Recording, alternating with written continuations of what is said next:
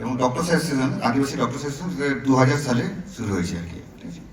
তো আমরা সবাই অপেক্ষা করছি যে, এবং আমরা আপনার মুখ থেকে জানবো যে কিভাবে আমাদের আগামী দিনে স্বাস্থ্য, কারণ এখানে সব ফ্রেশার্স ওয়েলকাম, সব ফ্রেশার্সরা রয়েছেন এবং ওনাদের গার্জিয়ানরাও রয়েছেন, এবং ওনারা সত্যি কথা বলতে গত 15 বছর ধরে আমরা কিন্তু স্বাস্থ্যমন্ত্রীকে পাইনি, তাই তো? তো তো আজকে স্যারকে পেয়েছি, ঠিক আছে, একদম খুব কাছে পেয়েছি, এটা আমাদের খুব আনন্দের বিষয়, ঠিক আছে। তো এই স্বাস্থ্যমন্ত্রী স্যারের কাছ থেকেই আমরা জানবো। আর এখানে একটা দুটো পয়েন্ট বলে দিই আর কি, যে গত 10 বছরে বহু ফেক এসটিসি সার্টিফিকেটের মাধ্যমে কিন্তু আমাদের এই আমাদের এই মেডিকেল লাইনে ঢুকেছে। এটা নিয়ে আমাদের অনেক চিন্তা রয়েছে যে আগামী দিনে কিভাবে আমরা এগোবো, ওটা নিয়েও আমরা জানতে চাইছেন আর কি।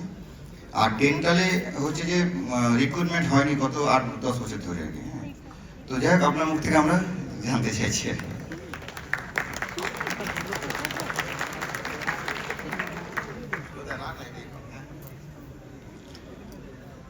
সবাইকে নমস্কার। আমার শ্রদ্ধেয় সিনিয়ররা আছেন, মঞ্চে রয়েছেন আমাদের ডাইরেক্টর অফ হেলথ সার্ভিসেস, আমাদের রাজ্যের স্বাস্থ্য অধিকর্তা বা মুখ্য স্বাস্থ্য অধিকর্তা ডক্টর স্বপন সোরেন দাদা। সিনিয়রদের মধ্যে রয়েছেন আমার বহু পুরনো সব দাদারা, যারা আমার থেকে অনেক সিনিয়র, যদি আমার চুলফুল পেকে গেছে, এদের নয়। তো আদিবাসী ছাত্রছাত্রীদের সঙ্গে আমার সম্পর্ক 1987 সাল থেকে। আমারই হোস্টেলমেট, তার ভাই এখানে আছে মারাং, যদি আমাদের মধ্যে মারাং আজকে আর নেই। তো মারাং গুরু মুর্মু আমাদেরই হোস্টেলে ছিল, আমি গিরিবাবুতে একই ফ্লোরে থাকতাম। তো খুব খুব কাছের সম্পর্ক। ইনফ্যাক্ট মারাংয়ের স্ত্রীর সঙ্গেও খুব ভালো আমাদের পরিচিতি ছিল, বুরুলুকুই। এখন জানি না, যে লাস্ট শুনেছিলাম মনে আরজি করে পোস্টার ছিল। তো প্রথম জিনিস হচ্ছে যে সাগুনদারাম, এটা আগের বারও আমি দেখেছি, আগে যতবার আমি এসেছি আমি তখনও বলেছিলাম যদি সাগুনদারাম লিখতে হয় তাহলে অলচিকিতে লেখা উচিত। তা আমার স্বপনদা কারেক্ট করে দিল যে এখন আদিবাসীদের মধ্যে খালি সান্থালি নয়, মণিপুরিরাও আছে, নেপালিও আছে। আমার তখন মাথায় এলো যে ঠিক আছে, যারা এই সম্প্রদায়ের মধ্যে বেশি আছে তাদের ভাষাতে লেখাও, বাকিগুলোতেও লেখাও। কেন আমরা বারবার বলি আমরা রাষ্ট্রবাদী, আমাদের মায়ের ভাষা, মায়ের জমি, মায়ের ফল, মায়ের কথাবার্তা, মায়ের রান্না নিয়ে আমরা চলি। সুতরাং মায়ের ভাষা যেটা থাকবে, আমাদের কারুর মায়ের ভাষা ইংরেজি নয়। এখানে কেউ আছে যার মাদার টাং ইংলিশ নেই? তো সেই জন্য আমরা আজকের এই প্রোগ্রামে সবসময় আমি বলবো যে নিজের ভাষাতে লেখাও, সবকটা ভাষায় পরপর লেখাও, কোনো আপত্তির কিছু নেই, দেখতে ভালোই লাগবে। সবাইকে স্বাগত জানাই। আজকে যারা যারা নতুন মেডিকেল লাইনে ঢুকেছে, কি ডেন্টাল হোক কি এমবিবিএস হোক, সবাই স্বাগত। 35 বছরে বাম রাজত্ব হয়েছিল, তারপরে হয়েছিল 15 বছরে তৃণমূল কংগ্রেসের রাজত্ব। একটা পরোক্ষ ভয়ের আবহাওয়া ছিল, একটা প্রত্যক্ষ ভয়ের আবহাওয়া ছিল, দুটোতেই ভয়ের আবহাওয়া ছিল। আর 2026-এ 4 মে থেকে যে শাসক দল হিসেবে আমরা এসেছি, সেখানে ওই জিনিসটাই নেই। এখানে ভয় আউট, ভরসা ইন। আপনারা যারা নতুন ছাত্রছাত্রীরা এসেছেন, যাদের মা বাবারা এখানে আছে, তাদেরকে আমি প্রথম কথা নমস্কার জানাই। মাতৃশক্তিকে আমার প্রণাম, অগ্রজদের আমার প্রণাম, আর অনুজদের আমার শুভেচ্ছা ও আশীর্বাদ।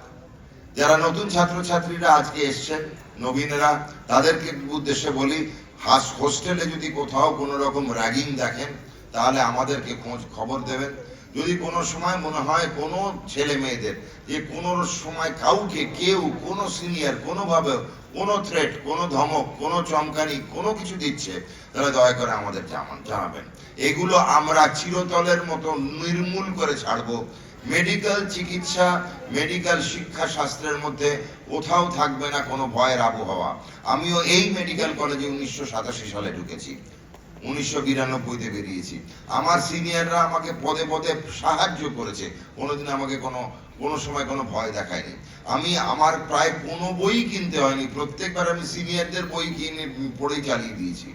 পুরো হোস্টেলে থেকেছি সারা জীবন। তো আমার কোনো সময় মনে হয়নি 2 টাকা যদি কম লেগেছে, কোথাও পকেটে থাকতো না, তখন আমার সিনিয়ররা সেই 2-3 টাকা দিয়ে দিত। তখন আমাদের হাত খরচা থাকতো 100-150 টাকা, তার মধ্যে হোস্টেলের খরচা হয়ে যেত। স্বপনদা ঠিক কিনা? আমাদের হোস্টেলের বিল উঠতো 70-72 টাকা, 150 টাকা থাকতো। পকেটে, বাড়ি থেকে নিয়ে আসতাম, বাকি 70 টাকা হাত খরচা, তাতেও বাঁচতো। তাতেও গিয়ে আমরা এসপ্ল্যানেডে গিয়ে শার্ট প্যান্ট কিনে নিতাম ফুটপাতে, অত তো পয়সা ছিল না। আর যখন আমরা হাউস স্টাফ হই, ইন্টার্ন হই, তখন মাইনে ছিল 938, তাই তো 938 টাকা। ভাবছিলাম এত পয়সা দিয়ে কি করব। তারপর হাউস স্টাফ হয়ে গেল 1800, তো পাগল হয়ে গেলাম আমরা, প্রথম দিনই খেতে চলে গেলাম রেস্টুরেন্টে। তো এইসব দিন কেন গেছে, এখন কত, এটা 70,000, 45,000। না ঠিক আছে, দিন কেন বদলেছে। তো প্রথম জিনিস, ভয়ের আবহাওয়া নেই ডাক্তারদের মধ্যে। পুরো সংগঠন, যে সংগঠনের মধ্যে কোন রকম রাজনীতি না থাকে। আপনি মনে মনে কেউ ভারতীয় জনতা পার্টির সাপোর্টার হতে পারেন, কেউ বা কংগ্রেসের সাপোর্টার হতে পারেন, কেউ কমিউনিস্ট হতে পারেন মনে প্রাণে, কেউ বা তৃণমূলে হতে পারেন, যদিও জানি না এখন কোন তৃণমূলে যাবেন। তৃণমূলে তো ওর অনেকগুলো ভাগ আছে, তো কোন তৃণমূলে যাবেন সেটাও দেখে নিতে হবে। কিন্তু সবাই কিন্তু মনে মনে এইটুকু ঠিক করে রাখবেন, আপনারা যে কোনো রাজনৈতিক মতাবলম্বী হতে পারেন, আপনার নির্ভয় নির্দ্বিধায় যে কোনো মেডিকেল কলেজ যেগুলো আছে সারা পশ্চিমবঙ্গে বিচরণ করবেন, পড়াশুনো করবেন, ঘোরাঘুরি করবেন। কেউ আপনাকে কোনো সময় কোনোভাবে যেন থ্রেট না করে। থ্রেট যদি হয়ে থাকে আমাদের জানাবেন। শিক্ষা ব্যবস্থার কথা বলি, কিছু কিছু জায়গায় আমাদের খামতি আছে। যে রেটে মেডিকেল কলেজ তৈরি হচ্ছে ভারতবর্ষে, আদরণীয় প্রধানমন্ত্রী শ্রী নরেন্দ্র দামোদর দাস মোদীজির নির্দেশ অনুযায়ী সেই রেটে কিন্তু আমরা মেডিকেল টিচার পাচ্ছি না। তার জন্য আমাদেরও কিছু দোষ আছে। আজকে প্রত্যন্ত গ্রামের দিকে কেউ যেতে চায় না, যদিও বেশিরভাগ আমরা তো কেউ শহরে কোনো পরিবার শহরে তৈরি হয়নি। সব পরিবারই কিন্তু গ্রামের দিকে থেকে ধীরে ধীরে আমরা শহরে এসেছি। আমিও তাই, আমার বাড়ি প্রত্যন্ত নদিয়া জেলায়, বর্ডারের কাছে। কিন্তু যখন আমরা উন্নতি করি সামাজিক ভাব থেকে, তখন দেখবেন গ্রাম থেকে শহরতলিতেই চলে আসি। আজকে আমাদের এখানে যারা যারা ডাক্তারি পাশ করেছে, প্রণোদ সহ, এখন সবাই কিন্তু শহরতলিতে। তো এটা আলটিমেটলি তাই হয় শহরতলি মানে পশ্চিমবঙ্গে হয় হাওড়া, নিউ টাউন, কলকাতা, বিধাননগর, আসানসোল, দুর্গাপুর, বর্ধমান, শিলিগুড়ি, এই কতগুলো শহরের ওপরে কিন্তু পশ্চিমবঙ্গ যারা আছি তারা বেশ করে থাকে। যারা উত্তরবঙ্গে রয়েছে তাদের কাছে শিলিগুড়ি এবং কিছু কিছু সময় কুচবিহার, আলিপুর এ থাকে, সবাই থাকে। তো আমাদের সেই অনুপাতে মেডিকেল শিক্ষক তৈরি হতে পারছে না। আমার অনুমান যে এতগুলো মেডিকেল কলেজ থেকে যখন প্রথম ব্যাচগুলো বেরোবে, তার মধ্যে স্নাতকোত্তর ডিগ্রি হয়ে বেরোবে, আমাদের আর 10-12 বছর সময় লাগবে এই পুরোটা ব্রেক ইভেন করতে। ততক্ষণ অবধি অসুবিধা আছে। যারা নতুন পড়ুয়া, যারা নতুন এমডি, এমবিবিএস, এমডি এবং এমএস পাস করছে বা ডিএম, এমসিএইচ পাস করছে, তাদেরকে আমি হাত জোড় করে অনুরোধ করব, ভাই সরকারি চাকরিতে আসুন। আমি ডক্টর স্বপন সোরেন এরা এমন জমানার লোক, আমরা সাদা কালো টিভি দেখেছি, আমরা মোবাইল ফোন দেখিনি, আমরা আঙুলে ঘোরানো টেবিলে রাখা ফোন দেখেছি, আমরা কোনো সামাজিক মাধ্যম দেখিনি, আমরা এমনও সময় গেছে কোনো ফ্যাক্স দেখিনি, আমরা ইমেল দেখিনি। কিন্তু আমরা তবু করে কমে দুমুঠো ভাত খাচ্ছি। এমন নয় যে এই পকেটের ফোনটা না থাকলে জীবনটা শেষ হয়ে যাবে। আপনারা এই ফোনটা যদি ফেলে আসেন, লোকে আবার কারুর অন্য পথচারীর ফোন থেকে উবের ডেকে হোস্টেলে ব্যাক কেয়ার করে আবার ফোন নিয়ে আসেন। তা আমরা সব জামানায় দেখেছি। আমরা এমনও সময় মানুষ হয়েছি যখন প্রথম আমরা এখানে হোস্টেলে এসেছি, চুপচাপ বসে থাকতাম টিভি রুমে, 7খানা না 8খানা এরকম ব্যান্ড থাকতো, তাই দিকে তাকিয়ে থাকতাম কখন শুরু হবে। এও সময় গেছে। আর এখন কটা চ্যানেল আছে কোন টিভিতে কেউ জানে না। তো জমানা বদলাচ্ছে, তার সঙ্গে আপনারাও বদলাচ্ছেন, এবং সেই জমানার ভালো দিকটা যেরকম আছে, যেরকম আপনারা এত উন্নত মানের জামা কাপড় পরছেন, আমাদের সময় ছিল না। বেশিরভাগ ডাক্তার এখন গাড়ি ছাড়া চলে না। আমি কিন্তু বাসে ট্রামে করা ডাক্তার দেখেছি, আমার টিচাররা বাসে ট্রামে এসছে এরকমও দেখেছি, আমার টিচারদের সঙ্গে একই বাসে আমি উঠেছি, সেও আমি দেখেছি। এখন আপনারা কোনো টিচার যদি বাসে করে আসে, আপনারই মনে হবে যে বাবা ঠিক মতো পড়াবে তো। তো এর সঙ্গে সঙ্গে আমাদের অসুবিধাটা কি হয়েছে, আমরা সেই অনুপাতে কিন্তু চিকিৎসক শিক্ষক পাচ্ছি না। তার কারণ হচ্ছে যে রেটে আমার মেডিকেল কলেজ বাড়ছে, সেই রেটে কিন্তু পাস আউট বাড়ছে না বা লোকে জয়েন করছে না। লোকে ভাবছে গ্রামে গিয়ে চাকরি করব, ডিএম হয়ে গেছে, এমডি হয়ে গেছে বা এমসিএইচ হয়ে গেছে, আমি বরঞ্চ শহরে গিয়ে করব। আমরা যে অনুপাতে চিকিৎসক বার করছি বা বেরোচ্ছে, আর কিন্তু সেরকম অ্যাট্রাকটিভ স্যালারি পাবেন না।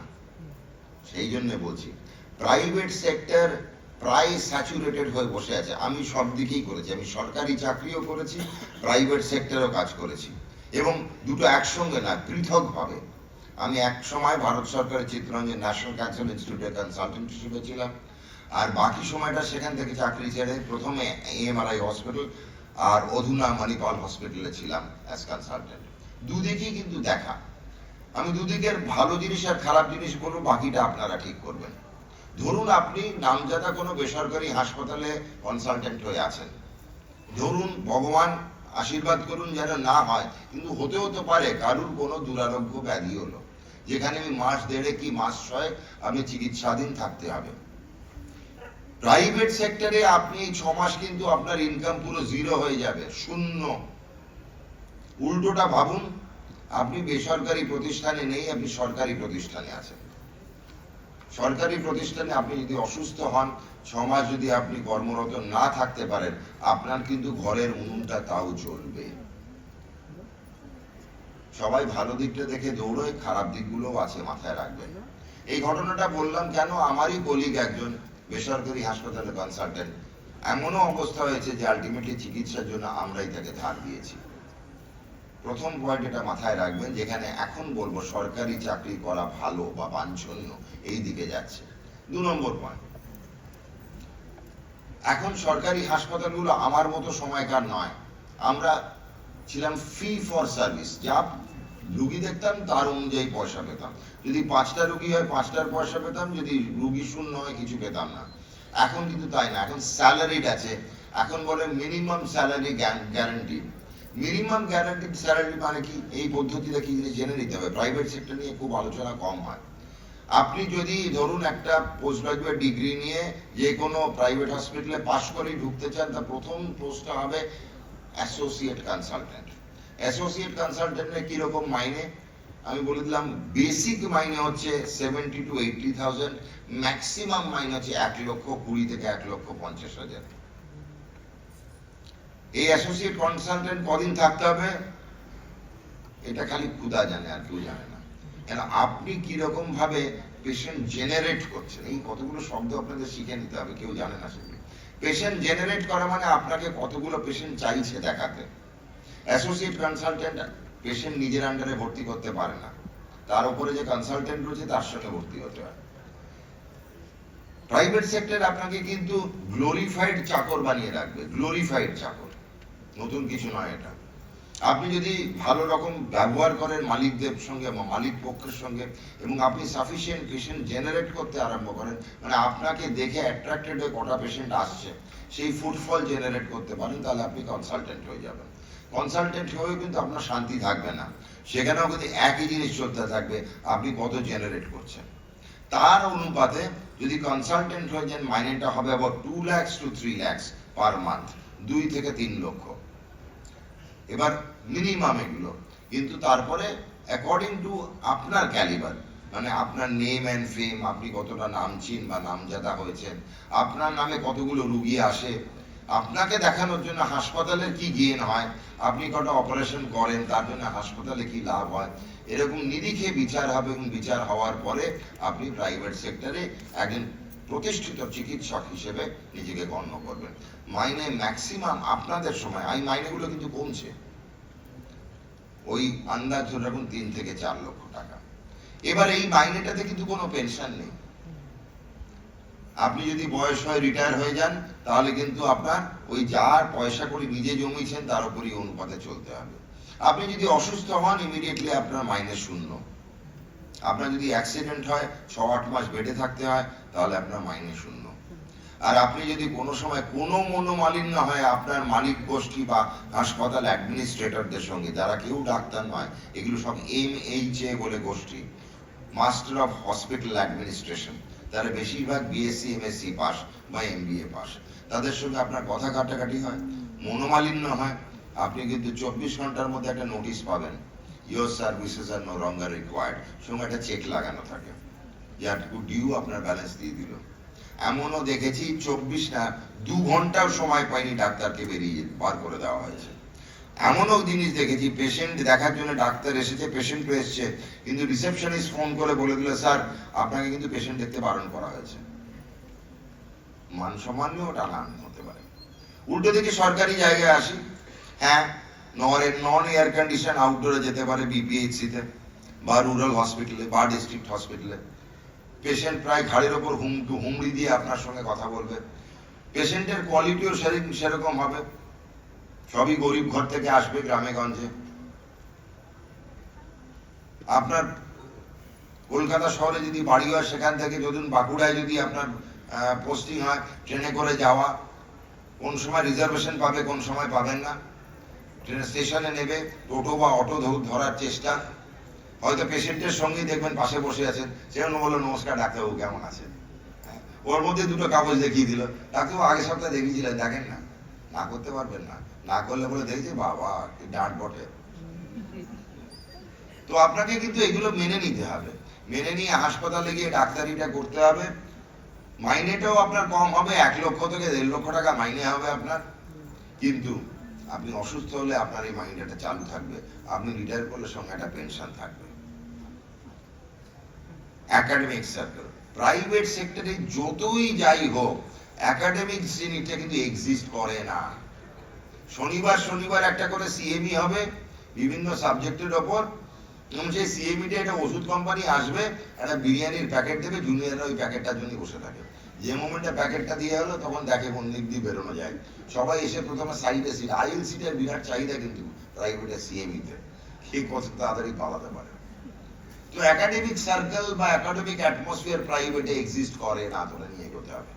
যদি আপনার মনে হয় যে আপনি পড়াশোনা বা ডাক্তারিতে উৎকর্ষতা অর্জন করবেন, আমি ভালো প্রফেসর হবেন, আপনি 10টা পেপার পাবলিশ করবেন, তাহলে কিন্তু বেসরকারি প্রতিষ্ঠানে ঢুকবেন না, সরকারি প্রতিষ্ঠানে আপনার জায়গা।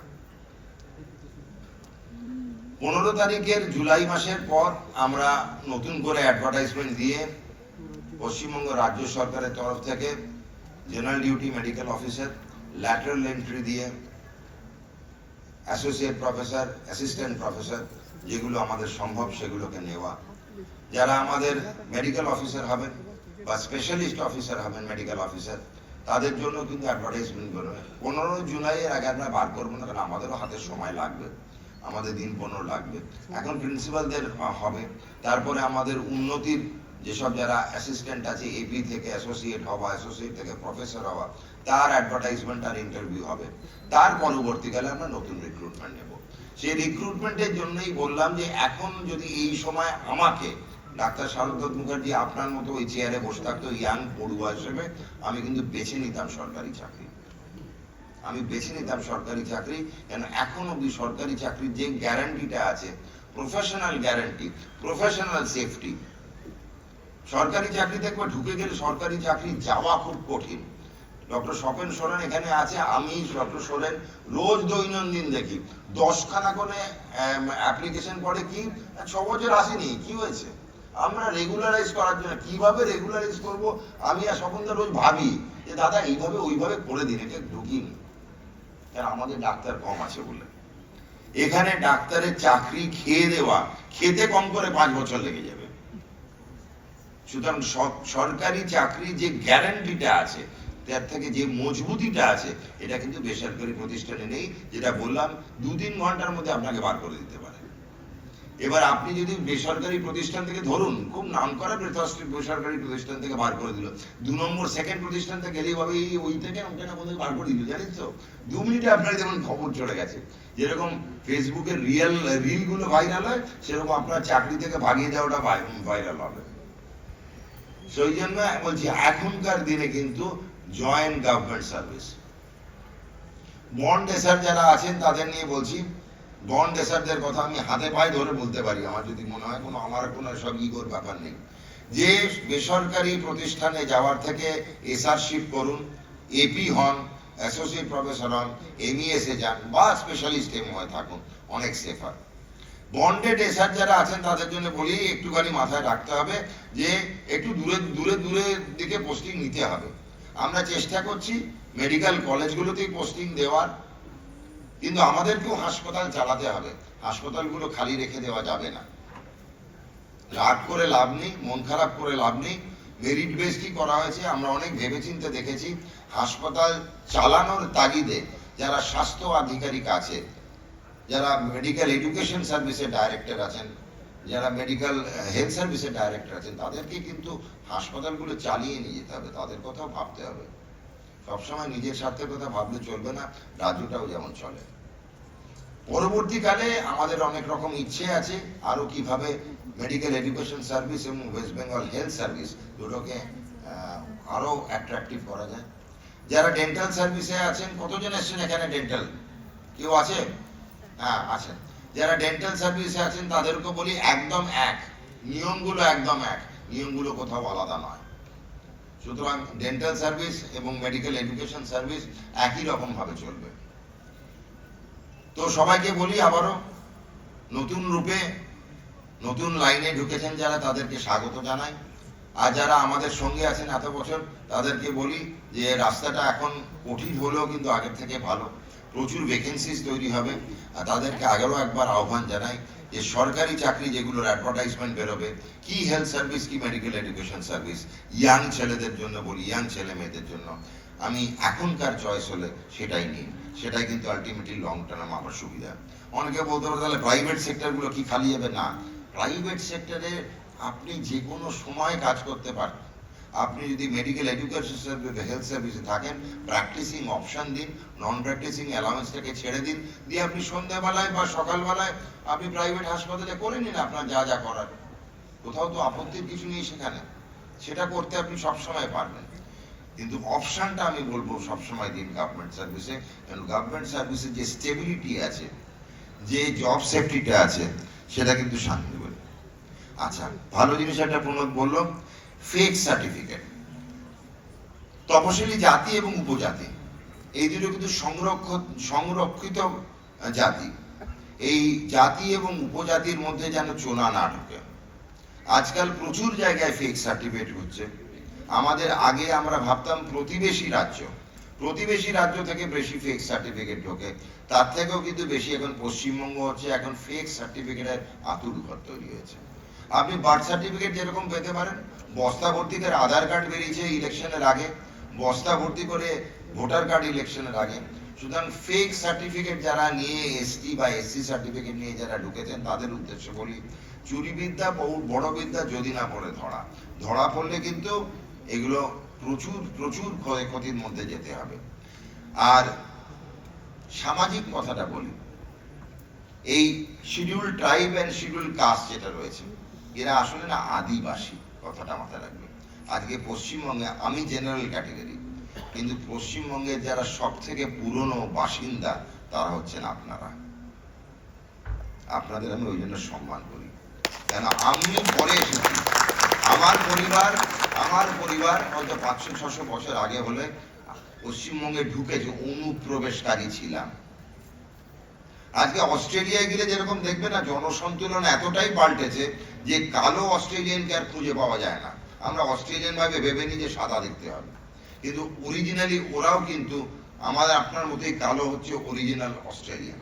সেরকমই জনসন্তুলন এতটাই পাল্টেছে পশ্চিমবঙ্গের যে আপনাদেরকে প্রায় খুঁজে পাওয়া যাচ্ছে না, কিন্তু আপনারাই আদি বাসিন্দা এখানকার, তাই আপনারা আদিবাসী। আমার বাড়িতে বহু বছর ধরে, 30 বছর ধরে দুজন আদিবাসী মেয়ে কাজ করে। তারা আমি ছোটবেলা থেকে এসেছি, বিয়ে দিয়ে বাড়ি পাঠিয়েছিলাম বর্ধমানে আর পুরুলিয়া, আবার ফেরত চলে এসেছে বরগুলো মদ খায় বলে। এই জিনিসটা কিন্তু প্রচুর প্রবণতা দেখি আদিবাসী সমাজে। তো তাদের মুখ থেকেই শোনা, তারাও সবসময় বলে, তাদেরকে কেউ যদি বলে ও সাঁওতাল, খুব রেগে যায় ওরা, কারণ ওরাই বারবার আমাকে মনে করে যে দাদা আমরা কিন্তু আদিবাসী। আমরা বলছি উল্টো দিকে অনুপ্রবেশকারী। অনুপ্রবেশ করতে করতে এমন জায়গায় নিয়ে গেছি, জনসন্তুলন পাল্টে দিয়েছি আমরাই, এবং এখন আপনাদেরই খুঁজে পাওয়া যাচ্ছে না বলে আপনাদের আলাদা করে অর্গানাইজেশন করতে হয়। তো আপনারা নিজেদের কালচার, সংস্কার, সংস্কৃতি, পরম্পরাটা বজায় রাখুন। ওই জন্যই বললাম এই লেখাটা যেন ইংরেজিতে না হয়। আপনাদের যারা আছেন, যারা সাঁওতালি ভাষাতে আছেন, যারা ঐতিহ্য ব্যবহার করুন, যারা নেপালি ভাষাভাষী আছেন তারা নেপালিতে লিখুন পরের লাইনটা, যারা মণিপুরি আছেন মণিপুরি স্ক্রিপ্ট, এককালে বাংলা স্ক্রিপ্ট ছিল, এখন মণিপুরিরাও আলাদা স্ক্রিপ্ট করেছে, সেই স্ক্রিপ্টে লিখুন। যারা কামতাপুরি আছে তারা কামতাপুরির লেখা নিয়েও কথা হচ্ছিল আগের দিন আমার সঙ্গে, আমার দুজন এমএলএ আছেন, সহ এমএলএ, তো সেগুলো লিখুন। নিজের সংস্কার, নিজের সংস্কৃতি, নিজের পরম্পরা যদি ভুলে যান তো আজকে আপনার জাতিটাও কিন্তু আস্তে আস্তে লোকে ভুলে যাবে। আপনার আইডেন্টিটি হচ্ছে আপনার সবার আগে। আমরা সবাই নিজের আইডেন্টিটি লড়ছি। আমরা সম্মিলিতভাবে ভারতীয় প্রথম, তারপরে আমরা পশ্চিমবঙ্গের দ্বিতীয়, তারপরে আমরা যে কোনো যেরকম কেউ সাঁওতাল, কেউ কামতাপুরের, কেউ নেপালি, কেউ মণিপুরি। আমরা এই যে ইউনিটি ইন ডাইভার্সিটি, এই ইউনিটিটারই নাম হচ্ছে রাষ্ট্রবাদ। আমরা প্রথম সংকল্প নিয়ে হচ্ছে আমার মাতৃভূমি ভারতবর্ষ নিয়ে, তার পরবর্তী হচ্ছে আমি আমার নিজস্ব রাজ্য, তারপরে আমার নিজস্ব ব্যক্তিগত যে আইডেন্টিটি, সেটা কিন্তু যেন কেউ না বলে। আপনাদের ছেলেমেয়েরাও যেন এই পরম্পরা বজায় রাখে। সবাইকে অনেক অনেক ধন্যবাদ, অনেক নমস্কার আজকে আমাকে এখানে আনার জন্য। কোনোরকম কোনো যদি অসুবিধা মনে করেন, স্বাস্থ্য দপ্তর আপনাদের জন্য খোলা আছে। কোনো সময় ভাববেন না যে স্বাস্থ্যমন্ত্রীর কাছে যেতে হলে কি হবে। স্বপনদারা জানেন যে আমার দরজা অবারিত, যে কেউ যখন খুশি আসতে পারেন। কালকে রাত্রিবেলা 12টা 5 একজন মেয়ে ফোন করেছে, আমি বললাম যে এখন ম্যাডাম 12টা 5 বাজে, বন্ডেড এসআই নিয়ে আলোচনা। ও বলে হ্যাঁ স্যার 12টা 5 বাজে। না, আসলে আপনাদের প্রজন্মের কাছে রাত্রি 12টাটা কিছু নয়, আমাদের জন্য ওটা কিছু, কারণ আমরা খুব ভোরে ভোরে উঠি। আজকেই যেমন আমি উঠেছি 5:30টায়, আমি খড়গপুর গিয়ে কনভোকেশন অ্যাটেন্ড করে ফিরে আপনাদের এখানে চলে এলাম। তো সবাই ভালো থাকবেন। যেগুলো আমি সবাইকে বলি, বয়স্ক লোক বলে তামসিক দ্রব্য থেকে নিজেকে সরিয়ে রাখুন। মদ, ড্রাগস, ইয়াং প্রজন্মকে সবসময় বলি তামসিক দ্রব্য থেকে সরে থাকুন। মদ, ড্রাগস, গঞ্জিকা সেবন 1। 2 নম্বর হচ্ছে রাত্রিবেলায় তাড়াতাড়ি ঘুমোতে যান। দয়া করে এই 3 সেকেন্ডের রিলগুলো দেখা বন্ধ করুন। কোনো লিখে লাভ নেই, কোনো মেডিকেল অ্যাডভান্সমেন্ট হয় না, ওটা কন্টিনিউয়েশন অফ মেডিকেল এডুকেশনের মধ্যে পড়ে না। তাড়াতাড়ি ঘুমোতে যান, পড়াশুনো করুন, একাডেমিক্সের দিকে নজর রাখুন। যত পড়াশুনো করবেন তত আপনি নিজে জীবনটা ভালোভাবে এগোতে পারবেন, কেন মেরিট বেসড সবকিছু হচ্ছে। আমরা মেরিটোক্রেসিতে কিন্তু বিশ্বাসী, মেরিটোক্রেসি, ওটাই হচ্ছে আমাদের সংকল্প। সকাল সকাল ঘুম থেকে উঠুন, একটু যোগ ব্যায়াম করুন, সবাইকে বলবো। আর প্রত্যেকটা মেডিকেল কলেজে ভাই প্রণোদকেও বলবো, এখানে যারা যারা আছে আপনারা কিন্তু একটু রাষ্ট্রবাদী জিনিসগুলো ভাবুন। আমরা রাষ্ট্রবাদ থেকে সরে এসেছি বলেই আমাদের আজকে এই অবস্থা। আজকে এত বড় দেশ ভারতবর্ষ, ভাবুন যে একটা ফুটবল টিম নেই ওয়ার্ল্ড কাপ খেলার, এর থেকে দুঃখজনক হয়? আমার এটা দেখে ভেবে খারাপ লাগে যে এত ওয়ার্ল্ড কাপ হচ্ছে, আমাদের একটা ফুটবল টিম তৈরি করার দম নেই। ছোট ছোট দেশ, হাইতি, মানে আমাদের একটা থুতু ফেললে যতটুকু জায়গায় ওইটুকু দেশ, সেখান থেকে ফুটবল টিম যাচ্ছে। তো নিজেরা স্পোর্টসে যেন হয়। আমাদের ব্যাচে যারা ছিল, আমি জানি না এখানে অ্যালবিনাস লাখা কি আর আসে না, আসে না, আমার পরের ব্যাচে উত্তরবঙ্গে ফ্যান্টাস্টিক স্পোর্টসম্যান ছিল। হ্যাঁ, মারাও ছিল, আমি জানি। লাখড়া কিন্তু ওর মতো স্পোর্টসম্যান ছিল না। আমরা ম্যারাথনে প্রাইজ ফাইজ রেডি দিয়ে এখানে ঘুমোতাম, আমাদের একটা মিনি ম্যারাথন হতো। এখন জানি না এখন মেডিকেল কলেজে হয় কিনা, এগুলো বন্ধ হয়ে গেছে, না নেই এখন তো। ছাত্র সংসদের কথা বলি, ছাত্র সংসদ আপনারা নির্বাচন করবেন খুব শীঘ্রই। মনোনীত ছাত্র সংসদ উঠে যাবে, নির্বাচিত ছাত্র সংসদ আসবে, আমরা তার ব্যবস্থাপনাতেও লেগে রয়েছি। আপনার ভোট আপনি দেবেন, আপনার ক্যান্ডিডেট আপনি বার করবেন, সেটা বলে দিলাম। তো নিজেদেরকে সকালবেলা একটু যোগ ব্যায়াম করলে ভালো শরীরের পক্ষে। সাত্বিক আহার করুন, একটু স্পোর্টসের দিকে নজর দিন। ইয়াং ছেলে মেয়েরা, মেয়েগুলো তো একদমই করে না খেলাধুলো, মেয়েগুলোর একদম নেই, কোনোদিন দেখিনি, আমার সময় দেখিনি, এখনো দেখি না। কেন মেয়ে আছে স্পোর্টসম্যান কিছু নেই, তাই তো আদি তুলছে নাকি? তো এই মেয়েদেরকেও বলবো একটুখানি স্পোর্টসের দিকে নজর দিতে। ছেলেরা তো অবশ্যই, এখানে স্পোর্টস যেন হয় মেডিকেল কলেজে, সেটা মেডিকেল কলেজ ছাত্র সংসদের উপর নির্ভর করে, সেটা যেন দেখে। আর নিজেদেরকে একটা ভালো গুড সিটিজেন অফ ইন্ডিয়া বানান, গুড সিটিজেন অফ ইন্ডিয়া। অনেক ধন্যবাদ, ভালো থাকবেন, সুখে থাকবেন। আর নবীনদের আবারও ওয়েলকাম, নমস্কার, রায় প্রণব।